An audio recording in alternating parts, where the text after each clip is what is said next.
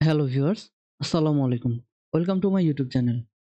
আজকে আমরা দেখব আপনার পিসিতে ব্যবহৃত হার্ড ডিস্ক কিংবা এসএসডি, সিএমডি ব্যবহার করে কিভাবে ফরম্যাট করতে পারবেন। তো এটি করার জন্য আমরা প্রথমে চলে যাব স্টার্ট মেনুতে। রাইট ক্লিক করার পর আমরা এখান থেকে চলে যাব ডিস্ক ম্যানেজমেন্ট।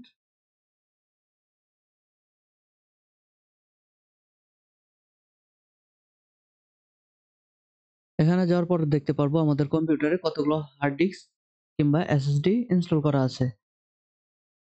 আমার কম্পিউটারে একটি এসএসডি এবং একটি হার্ড ডিস্ক ইনস্টল করা আছে।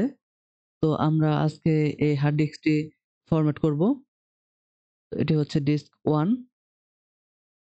তো সিএমডি ওপেন করার জন্য আমরা আবার চলে যাব স্টার্ট মেনুতে।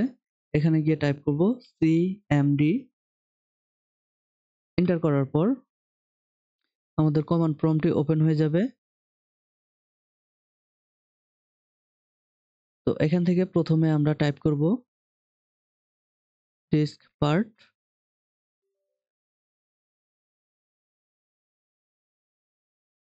এরপর টাইপ করব লিস্ট ডিস্ক। তো এখানে আমাদের কম্পিউটারে একটি এসএসডি এবং একটি হার্ড ডিস্ক ইনস্টল করা আছে। আমরা 1000 জিবির হার্ড ডিস্কটি ফরম্যাট করব। এটি হচ্ছে ডিস্ক 1। আমরা এখান থেকে সিলেক্ট করে নেব সিলেক্ট ডিস্ক 1। আপনারা আপনাদের ডিস্ক অনুযায়ী নাম্বারটি দিবেন। আমার ক্ষেত্রে এখানে ডিস্ক 1। আমরা এটি ভালোভাবে চেক করার জন্য আমরা আবার টাইপ করব লিস্ট ডিস্ক।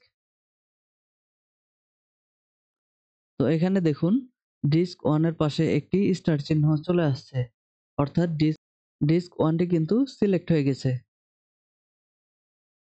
এরপর আমরা টাইপ করব ক্লিন। একটি জিনিস বলে রাখা ভালো, আপনারা যখন হার্ড ডিস্ক কিংবা এসএসডি ফরম্যাট করবেন তখন আপনাদের ইম্পর্টেন্ট ডেটাগুলো কিন্তু ব্যাকআপ রেখে নেবেন এবং আপনার যে হার্ড ডিস্কটিতে অথবা এসএসডিতে উইন্ডোজ সেটআপ করা আছে সেটি কিন্তু ফরম্যাট করবেন না। যদি আপনি উইন্ডোজ সেটআপ না করতে চান সেক্ষেত্রে কিন্তু ফরম্যাট করবেন না।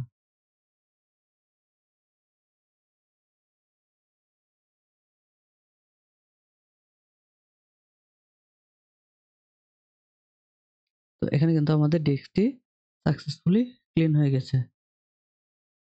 এরপর আমরা এখানে টাইপ করব ক্রিয়েট পার্টিশন প্রাইমারি।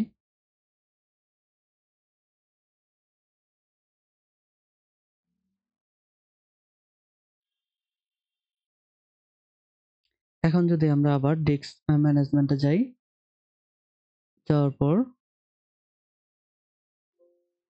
এখান থেকে কিন্তু আমাদের ডিস্কটি প্রথমে ফরম্যাট করতে বলবে। আমরা কিন্তু ফরম্যাট করা ছাড়া আমাদের ডিস্কটি ব্যবহার করতে পারবো না। তো এখান থেকে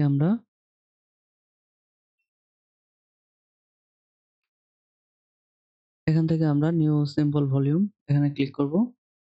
ক্লিক করার পর এখান থেকে নেক্সট আমাদের ডিস্কটি দিয়ে আমরা অ্যাসাইন করতে চাই। আপনারা চাইলে অন্য কোনো লেটারও ব্যবহার করতে পারবেন। এখান থেকে নেক্সট,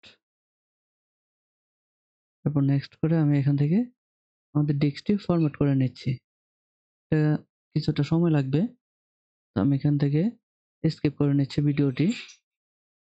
আমাদের হার্ড ডিস্কটি কিন্তু ফরম্যাট হয়ে গেছে। এখন কিন্তু আমরা চাইলে এই হার্ড ডিস্কটি ব্যবহার করতে পারবো।